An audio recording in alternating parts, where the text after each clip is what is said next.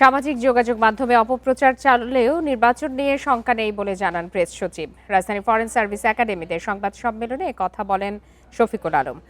আর উপপ্রেস সচিব জানান ২১,৯৪৬টি ঝুঁকিপূর্ণ ভোট কেন্দ্রে সিসিটিভি ক্যামেরা বসাতে ৭১ কোটি টাকা বরাদ্দ দেওয়া হয়েছে। এছাড়া আইনশৃঙ্খলা ব্যবস্থা জোরদারে ৪টি নতুন থানার অনুমোদন দিয়েছে সরকার। রাষ্ট্রীয় অতিথি ভবন যমুনায় বসে প্রশাসনিক পুনর্বিন্যাস সংক্রান্ত জাতীয় বাস্তবায়ন কমিটি নিকারের ১১৯তম সভা। সভাপতিত্ব করেন প্রধান উপদেষ্টা। এতে স্বাস্থ্যসেবা ও স্বাস্থ্য শিক্ষা এবং স্বরাষ্ট্রের দুটি বিভাগকে একীভূত সহ ১১টি প্রস্তাব অনুমোদন দেয়া হয়েছে। এছাড়া গাজীপুরে পূর্বাচল উত্তর ও নারায়ণগঞ্জে পূর্বাচল দক্ষিণ সহ ৪টি নতুন থানার অনুমোদন দেয়া হয়। রেইনবো অলরাউন্ডার এক্সটেরিয়র পেইন্ট বাড়ির বাহিরের দেয়ালের সুরক্ষা নিয়ে থাকুন নিশ্চিন্ত, সাথে পাচ্ছেন ১০ বছরের ওয়ারেন্টি। সংবাদ সম্মেলনে প্রেস সচিব মন্তব্য করেন, সামাজিক যোগাযোগ মাধ্যমে নির্বাচন নিয়ে অপপ্রচার চালানো হচ্ছে, কিন্তু কোনো শঙ্কা নেই। তার দাবি, এবারের নির্বাচন হবে সুষ্ঠু ও নিরপেক্ষ।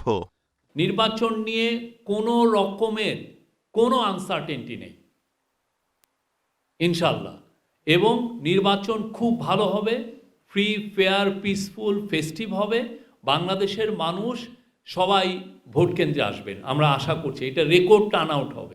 এ সময় উপপ্রেস সচিব জানান, নির্বাচনকে নিরাপদ করতে ঝুঁকিপূর্ণ ভোটকেন্দ্র থাকবে সিসিটিভির আওতায়।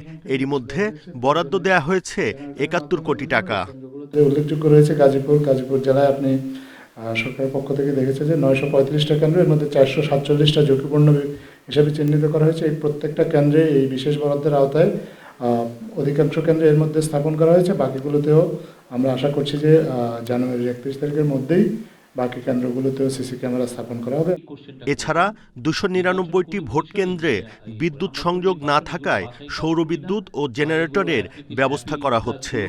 এই গভর্নমেন্ট দেখেন, এটা পুরো নির্বাচন commission. Buddhadeb Kundu, independent news, Dhaka.